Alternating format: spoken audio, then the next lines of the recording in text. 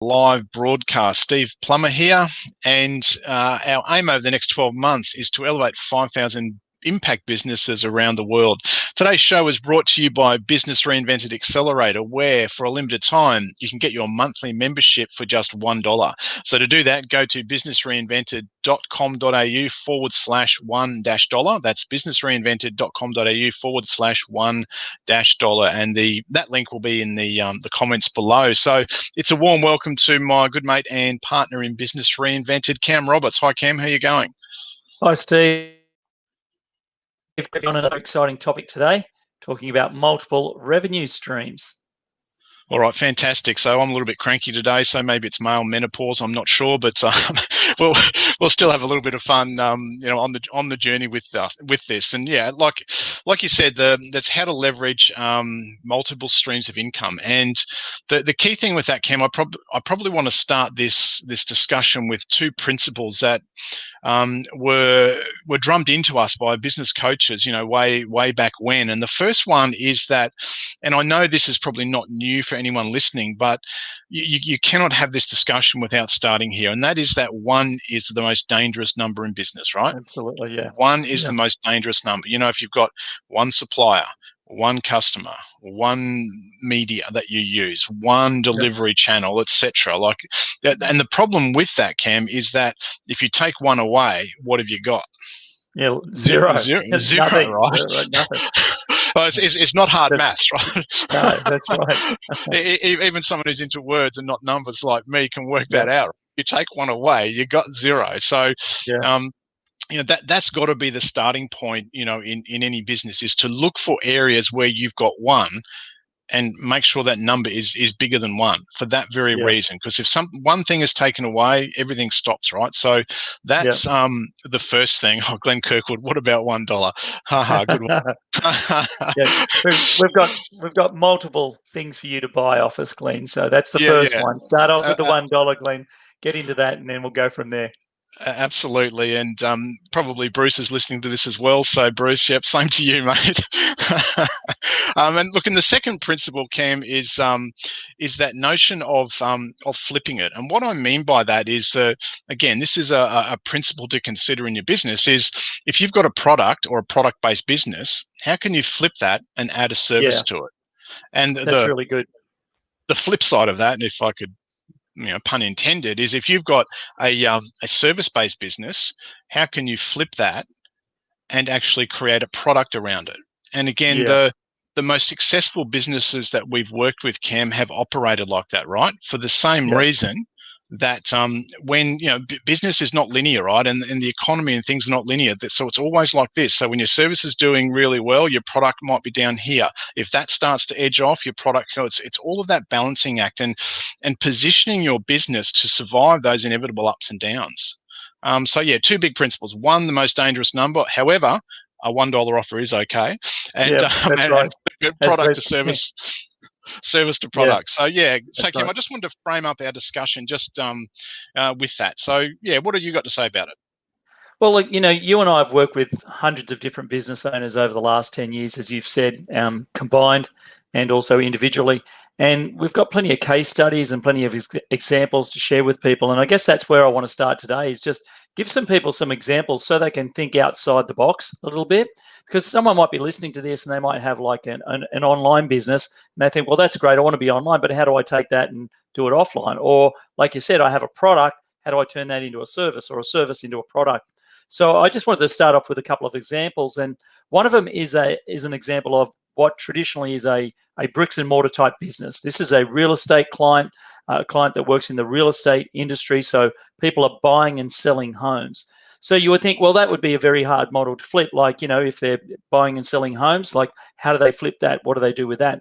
And so what we worked out with them was there was a certain percentage of the market who, for whatever reason, they just weren't ready to get into real estate. They just weren't at that point yet where they had their $500,000, $1 million, $200,000, whatever it was, to get started in the real estate investing journey.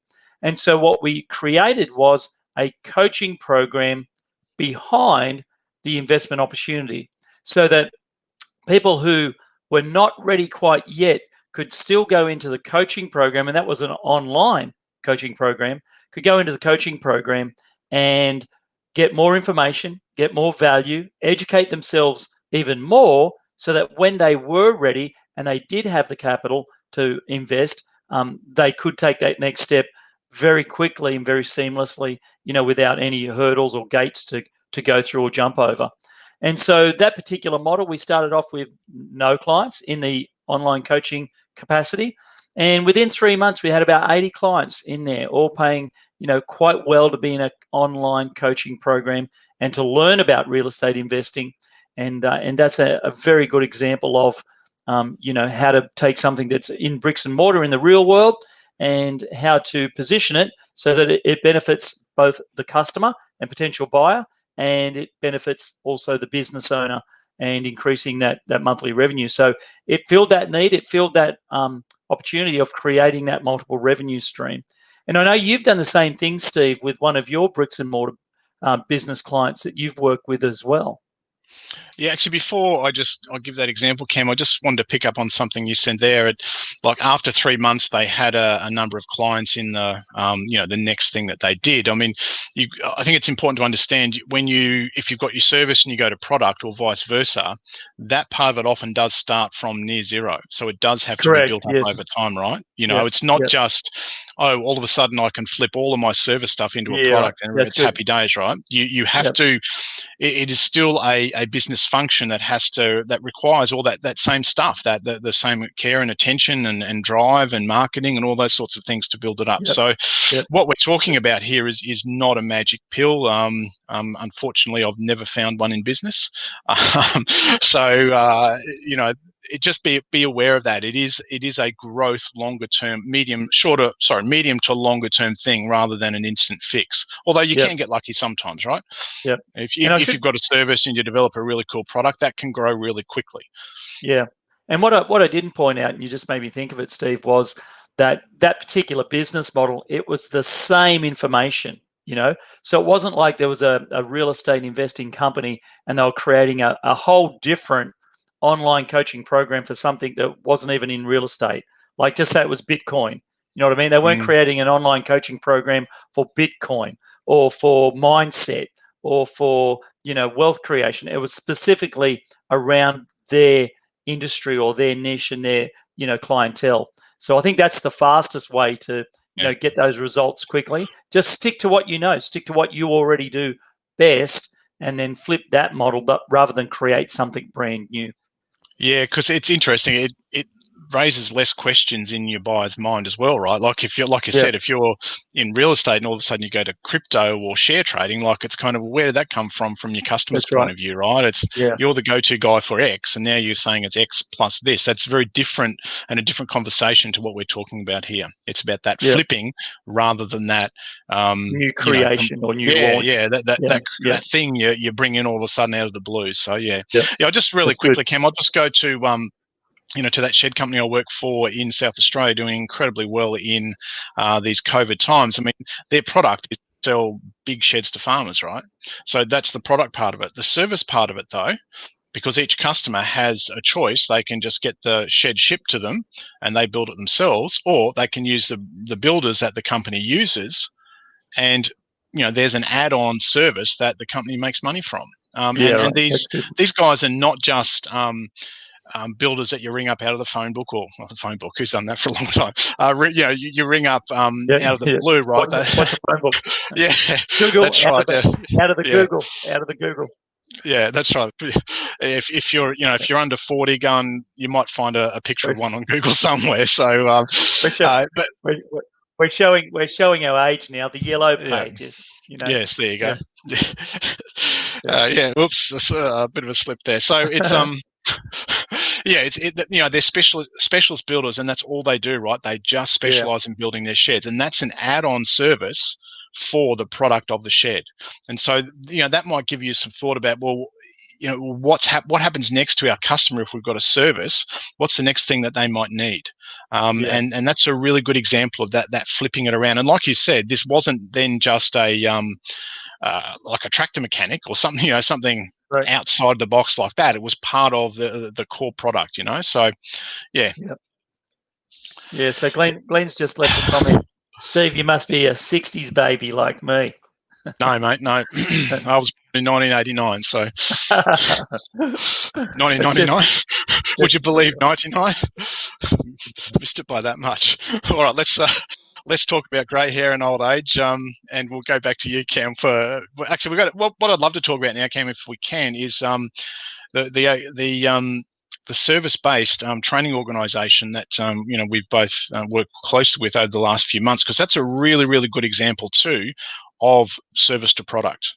Yeah, that was a good one. So management consulting, they were in the management and RTO industry or are. And, they came to us frustrated with not being able to sell online. And we helped them, as you said, create a flip. It's still very similar to what they were offering, but flipped them into a membership model, helped them with the language and the copy and, the approach that they were doing. And their end result was 44 new members in a very short time in what is a membership model, and a high-paying membership model, not a low-end model, a high-paying membership model that then filters back into their executive coaching and consulting, and filters back into their done-for-you services. So, that was a very streamlined process. It had a couple of different moving parts in it, but again, another good example of how to take what is training and service based and flip it into online membership, where people get access to the information in a back-end portal of some sort of membership online training portal. And there's many different options out there that we're not going to go into today, where people can self-serve and go through the training and the information that they need at that particular time. And there's also an element of the expertise there as well. So people can, go in, access the membership information, but also get access to the guru or the expert, or in this case, the consultant, to ask questions on a weekly or monthly basis. Now, how you build your online membership models is really up to you. There's many ways at which you can do that and offer that. But one of the unique things about that particular model is that it does increase your monthly revenue, because it is another revenue stream, but it also is another revenue stream that A, didn't exist before, but B, then feeds back into the main business. And that's what I love about that particular model, Steve. Yeah, absolutely. And it's okay that it starts with a $1 offer too, I think we could say. It all starts with a $1 offer. That's right. And Glenn, it was very late 60s, all right, just to clear that up. All right, Cam, I'm mindful of the time that we usually spend. We keep it to 10 to 15 minutes. Anything else that you'd like to share?